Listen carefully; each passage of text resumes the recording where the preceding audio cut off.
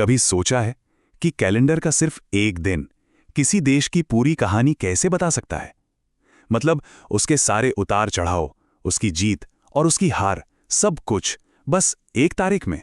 तो यही सवाल आज हम लेकर चल रहे हैं। देखते हैं कि 27 फरवरी की तारीख भारत के इतने बड़े और उलझे हुए इतिहास की कोई झलक हमें दे भी पाती है या नहीं। तो चलिए साथ मिलकर पड़ताल करते हैं कि आखिर कैसे कैलेंडर की ये एक तारीख संघर्ष, देश के निर्माण, भयानक त्रासदी और जबरदस्त जीत की कहानी सुनाती है। तो हमारी ये कहानी शुरू होती है भारत के स्वतंत्रता संग्राम से। एक ऐसा दौर जहां इस दिन ने विरोध और बलिदान दोनों को बहुत करीब से देखा। जरा देखिए, साल था 1854 जब ईस्ट इंडिया कंपनी ने झांसी पर कब्जा किया, और यही वो घटना थी जिसने आगे चलकर 1857 के विद्रोह की आग भड़काने में एक अहम भूमिका निभाई। और फिर कई दशकों बाद साल 1931 में आज़ादी की उसी लौ को जिंदा रखते हुए चंद्रशेखर आज़ाद ने वो बलिदान दिया जिसे आज भी याद किया जाता है। चंद्रशेखर आज़ाद का वो बलिदान सिर्फ एक अंत नहीं था, बल्कि ये तो एक प्रतीक बन गया अटूट संकल्प का। उन्होंने गिरफ्तारी के सामने घुटने टेकने के बजाय मौत को गले लगाना चुना, और ये बात आने वाली न जाने कितनी पीढ़ियों के लिए एक मिसाल बन गई। तो आज़ादी तो मिल गई, लेकिन अब संघर्ष का रूप बदल चुका था। अब लड़ाई थी एक नए देश को बनाने की, उसे अपने पैरों पर खड़ा करने की। तो 27 फरवरी इस दौर के बारे में हमें क्या बताती है? यहां जिक्र आता है जीवी मावलंकर का, जिनका निधन 1956 में इसी दिन हुआ। वो लोकसभा के पहले स्पीकर थे। सोचिए, एक नया नया आज़ाद हुआ देश, उसके लोकतंत्र के लिए नियम बनाना, परंपराएं स्थापित करना, ये कितना जरूरी काम रहा होगा। और यही काम उन्होंने किया।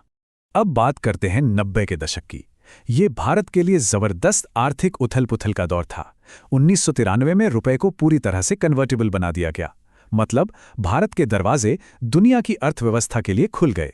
लेकिन इसके साथ ही बजट घाटे और उन्हें संभालने की कोशिशें भी थीं, जो दिखाती हैं कि एक डेवलपिंग इकोनॉमी को किन मुश्किलों से गुजरना पड़ता है।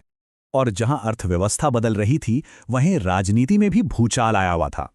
90 का दशक राजनीतिक रूप से भी बहुत सरगर्म था। जैन हवाला कांड जैसे बड़े बड़े केस सामने आए, जिनसे जवाबदेही और पारदर्शिता जैसे सवाल उठे, और कई बड़े बड़े नेताओं के नाम इसमें उछले।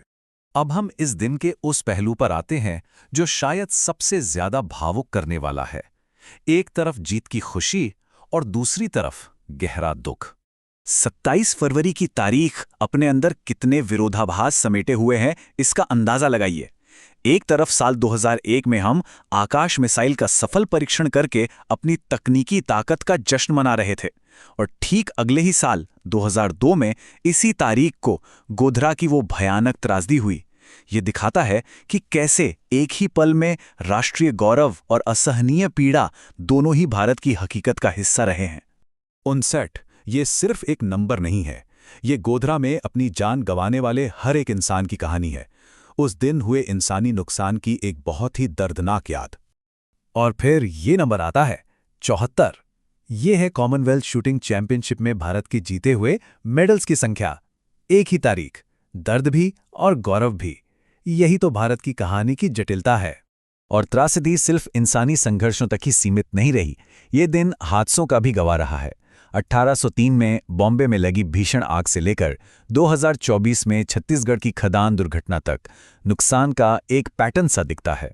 अच्छा, इन सब संघर्षों और राजनीति से थोड़ा हटकर देखें तो ये दिन हमें उन लोगों की भी याद दिलाता है जिन्होंने भारत की संस्कृति को बनाया और संवारा है। इसी दिन मराठी साहित्य के महान कवि कुसुमाग्रज का जन्म हुआ, और इसी दिन महान समाज सुधारक और भारत रत्न से सम्मानित नानाजी देशमुख ने इस दुनिया को अलविदा कहा। एक ही तारीख जन्म और मृत्यु दोनों को समेटे हुए है, जो भारत की समृद्ध सांस्कृतिक विरासत का सबूत है। नानाजी देशमुख और कुसुमाग्रज जैसे लोगों की विरासत हमें यह याद दिलाती है कि किसी भी देश की पहचान सिर्फ उसकी राजनीति या अर्थव्यवस्था से नहीं होती, बल्कि उसके विचारकों, उसके कलाकारों और समाज सुधारकों से होती है, जो उसका असली ताना बाना बुनते हैं। तो 27 फरवरी की यह कहानी सिर्फ कुछ घटनाओं का लेखा जोखा नहीं है। यह तो असल में खुद भारत का एक छोटा सा रूप है।